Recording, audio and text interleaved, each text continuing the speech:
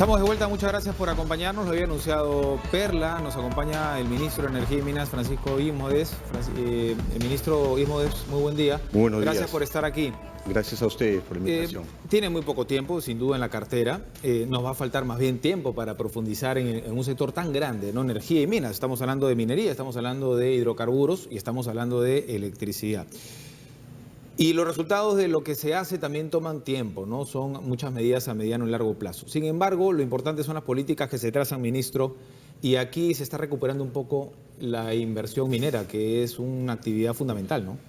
Es correcto. El gobierno tiene la firme convicción de promover la inversión minera sostenible en nuestro país. Para eso tenemos que trabajar en varios frentes. El primero es cómo podemos seguir atrayendo y fortalecernos como un país de interés para los distintos inversionistas y empresas mineras a nivel mundial. Nos estamos proponiendo incrementar la inversión minera que llega a exploraciones a nuestro país, así como incrementar las inversiones que se tienen que ejecutar en los próximos años.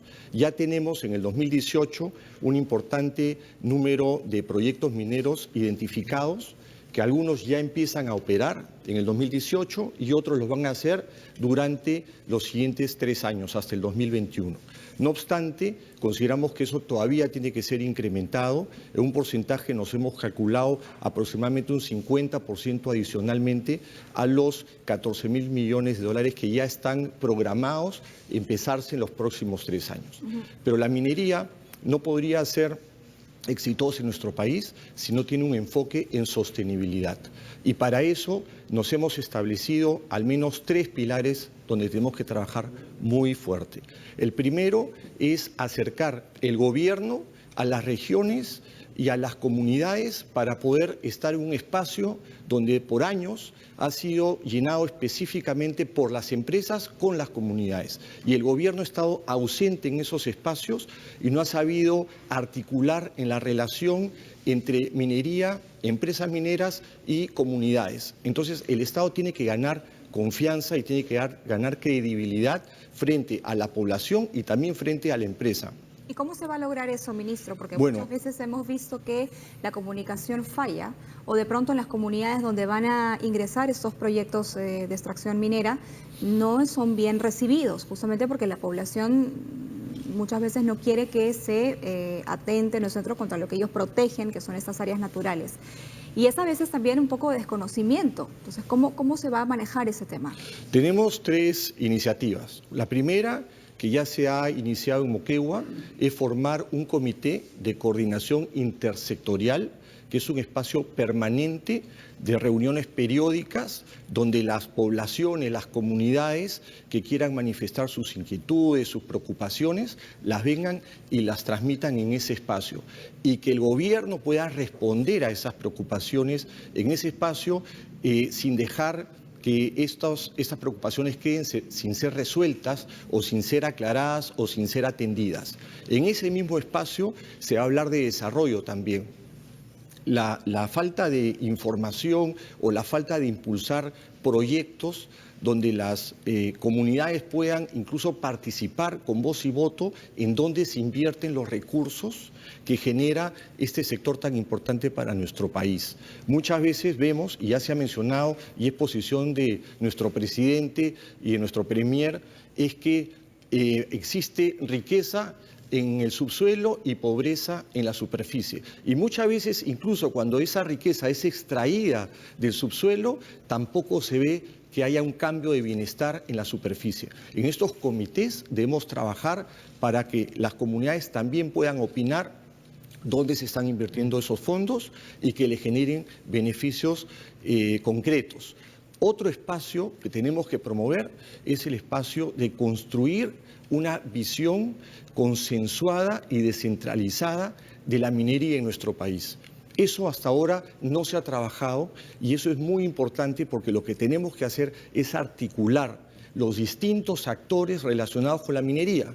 No es solamente la empresa minera, no es solamente el Estado y no es solamente la comunidad. También hay sociedad civil que se involucra, también está la academia. Entre todos debemos construir una visión de la minería y la hemos planteado hacia el 2030.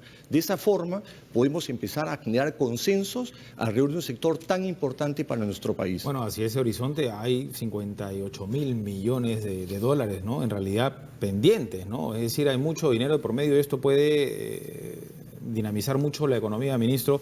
Pero este discurso ya lo hemos escuchado y en concreto no se ha podido establecer. Efectivamente, es un sector que a nivel multisectorial también incluye educación, salud, es decir, poder darle beneficio, que las comunidades en la zona de influencia se vean beneficiadas. En ese sentido, dos casos emblemáticos son Conga y Tía María. ¿Se va a trabajar puntualmente en ellos? Bueno, por supuesto, son proyectos importantes para nuestro país y tenemos que saber acercarnos a las poblaciones para entender sus inquietudes y ver cómo resolverlas.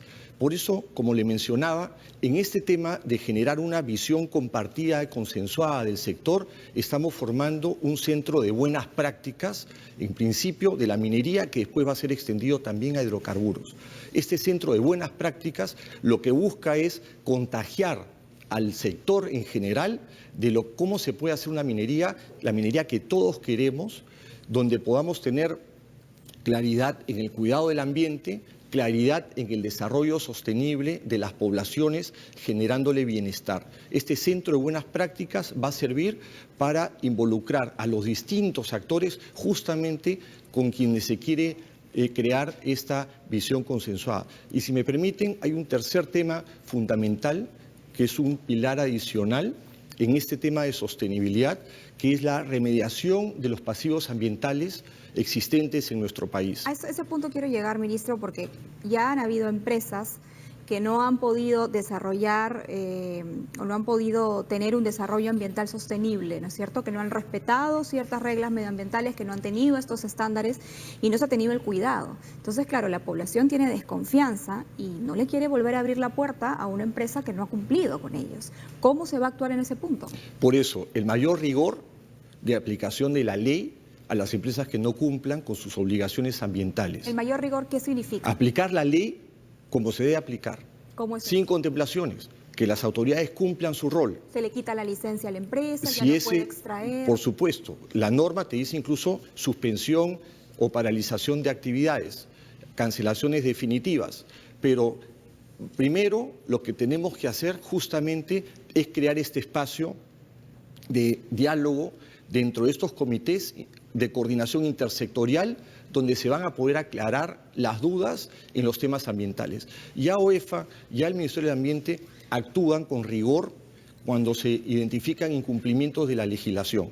Pero nosotros lo que tenemos que hacer como sector es promover buenas prácticas, estar muy atentos a que las empresas que trabajan dentro del sector energía y minas cumplan con sus obligaciones legales y además con las obligaciones que contraen con las comunidades, que es otro de los temas importantes que se tienen que desarrollar. Ministro, para llegar a la licencia social, ¿no? Que eso es importantísimo. Y ahora, para mantener la licencia social. Ahora, en hidrocarburos también existe esto, ¿no? Se acaban de derogar estos decretos que dejó el expresidente Kuczynski. Hablamos de 5 lotes petroleros de Tullow, Perú, Tullow Oil.